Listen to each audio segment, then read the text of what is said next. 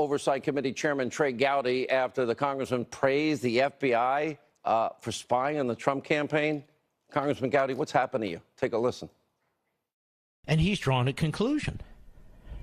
There's nothing wrong with this FBI informant. The FBI did exactly what the FBI is supposed to do, and the American people agree. And, of course, Trey Gowdy knows that the American people agree because nobody speaks for the American. Gorka, former Secret Service agent, NRA contributor Dan Bongino, author, next month, July, coming, The Russian Hoax, the illicit scheme to clear Hillary Clinton and frame Donald Trump. You know him as Fox News legal analyst Greg Jarrett. I have an important question for you. Let me start, though, with Dan Bongino responding to the great one and Trey Gowdy. Why weren't there spies in anyone else's campaign? Great question. How is it that, as Greg has pointed out, the interrogatories in Great Britain by Christopher Steele, he said, oh, it's raw intelligence, maybe 50-50, used to get FISA warrants on American citizens, one that happened to be in the Trump campaign? They weren't spies in other campaigns, Sean, because they were spying on Trump. They weren't spying on the Russians. You know, listen, this is I don't know if Trey Gowdy wafted a little of that swamp air up his nose or something. He never saw the documents. How could he make that comment? He never saw the documents. But he made a comment so irresponsible and reprehensible, Sean. He said, Americans should be confident the FBI worked the case as they should have. Really? Then why'd they hide the case from congressional oversight? They hid it. This is all out there for anyone to see for 8 months when they were supposed to brief them quarterly, while they simultaneously, Sean, leaked the existence of the case to the New York Times and then leaked later the conversation about Mike Flynn to the Washington Post. Everything That's the New York FBI Times way? No, it's not. Everything the New York Times is reporting is now boomerang, even within their own reports. You know, they just revealing, you know, like spies, the information that they don't mean to reveal. Dr. Gorka, let me ask you about this McCabe secret memo that I talked about. Again, I think that is now backfiring on them as well. Absolutely. It's the ultimate boomerang, all of this. Look at that video of Ben Rhodes, and then you will understand everything. The night of the election, Ben Rhodes, the master of lying, has no words to explain the loss of Hillary Clinton. This is why they were doing what they were doing. She had to win at all costs. That's why an intelligence asset, whatever you want to call it, was put into the Trump campaign. And let's not argue about whether it's a spy or an informant, because that's irrelevant. Sean, we need to know one answer to one question. Why was the operation started? We still don't know. An Australian ambassador, a professor in the UK, now a Maltese professor in Rome.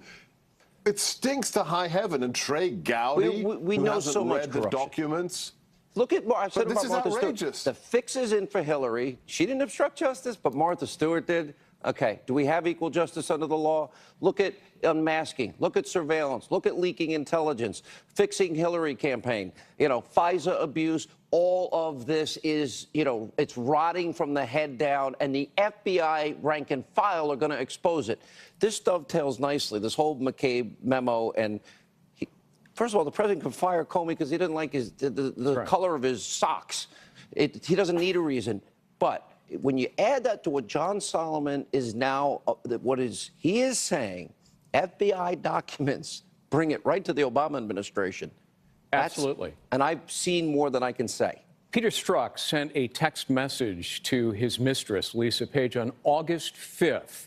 He had just signed the documents opening the Trump-Russia collusion case. And in that text, he says, the White House is running this. The chronology of events tells you what happened. So we're going to see a Peter Strzok memo, the guy that wrote the exoneration of Hillary, right before the investigation, signed the papers, the guy that the Trump investigation, and immediately ran over to and Great says Britain. The White House is running this. What does that mean? President the Obama White House. Of course, it meant President Obama, who's being briefed all the time by John Brennan, the CIA director, who is the instigator of the phony dossier. Another big reveal by the New York Times they didn't mean.